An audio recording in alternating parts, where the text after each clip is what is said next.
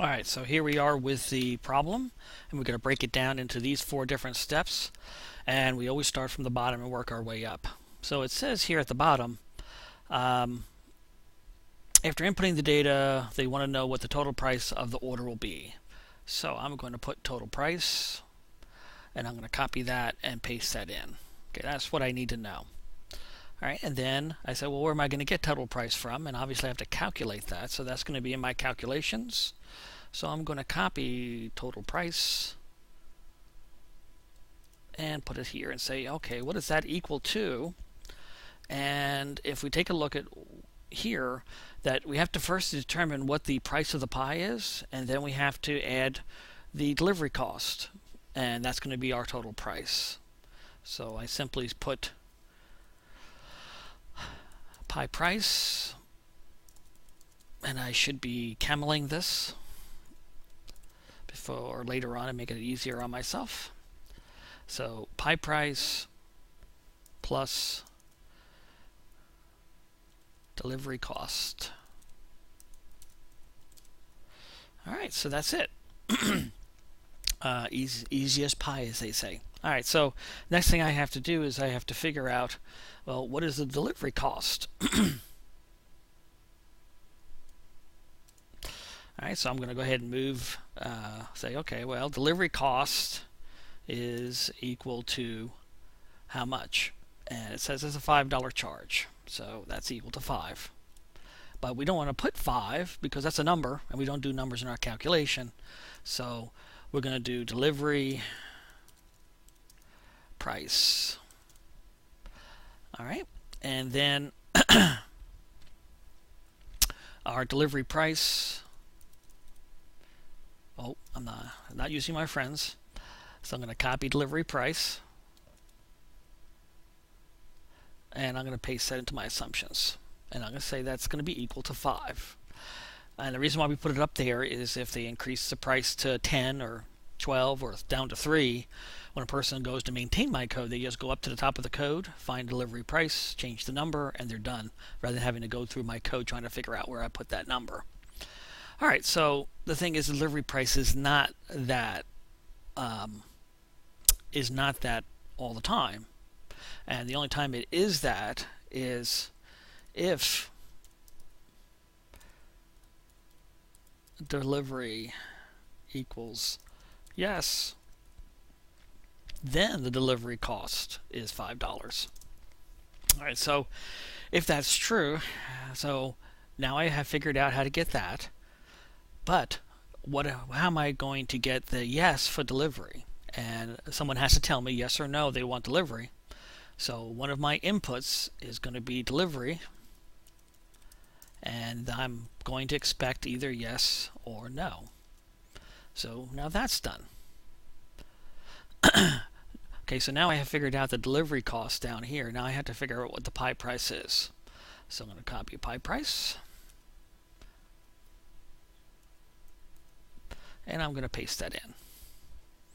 Okay, so the pie price is equal to the square inches times price per inch. All right, so if I know how many square inches there are, and I know how much I'm going to charge for the price per inch, then I'm going to be able to find out what my pie price is. And then the pie price plus delivery cost is going to be equal to, is going to allow me to do my output, which is pie price. Alright, so let me move this down a little bit so we can see everything. Okay, the next thing I have to do is figure out, okay, well, how do I know the square inches and how do I know the price per square inch? Well, the square inches is determined by 2 different mathematical formulas, as I've outlined in the top, and the price per inch depends on whether it's square or round. Well, both the price per inch and how I calculate square inches is determined by whether it's square or round. So what I have to do now is I have to figure out what is the shape of that pie. So I'm going to say if shape equals square, and I could say round if I wanted to, but we'll do square first, that's the easy one. Then I have to figure out 2 things. Oops. I'm sorry. This can't be done here. This is done above that. All right. So first I have to figure out these two things. And this is going to tell me two things. It's going to tell me what the square inches are. So I'm going to copy that and say, okay, well, if it's square, then this is how I figure the square inches. And if it's square, this is my price per square inch.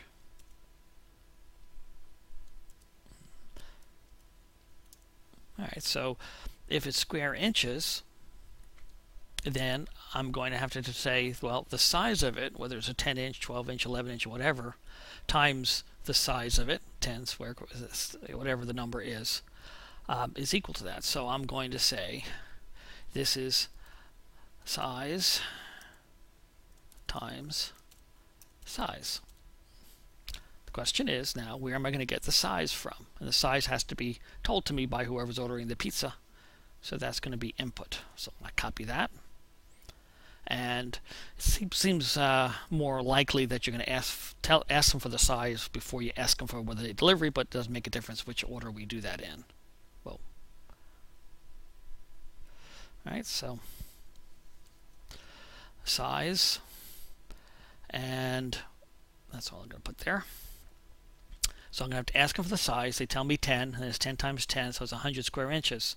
And then, what is the price per inch? Well, they gave us a couple of constants up here, and that is, it's 15 cents a square inch if it's round, and 20 if it's square. All right, so we're going to make a couple of assumptions here, and that is square pi inch cost, well, is equal to what they set up here, and that is 20 cents. So that's 0.20.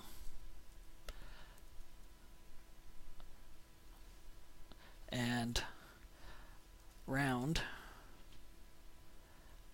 pi inch cost is going to be equal to 15 cents a square inch.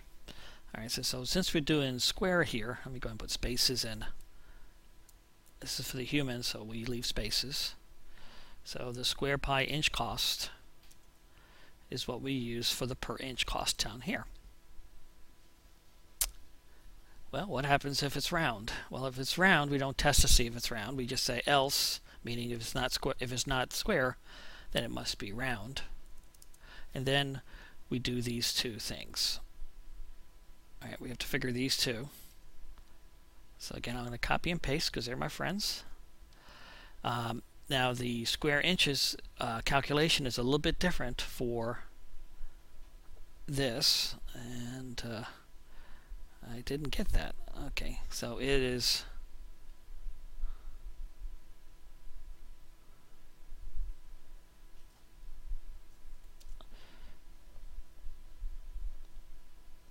so the calculation for this, since it's round, is going to be this, and then we're going to be using the round pi inch cost. So I copy and I paste. Okay, so now I have